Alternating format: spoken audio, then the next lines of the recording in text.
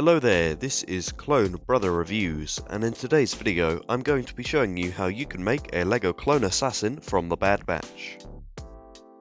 Firstly, the legs and the torso come from this Imperial Shadow Trooper. The arms and the collar come from the Tin Man.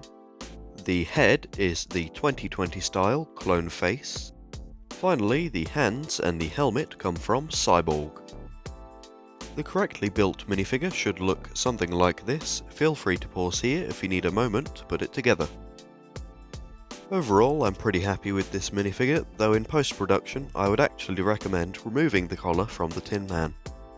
If you've made it this far, maybe consider subscribing or liking the video, as that'd help get it out to more people, and maybe leave a video idea if you have something you want me to make eventually.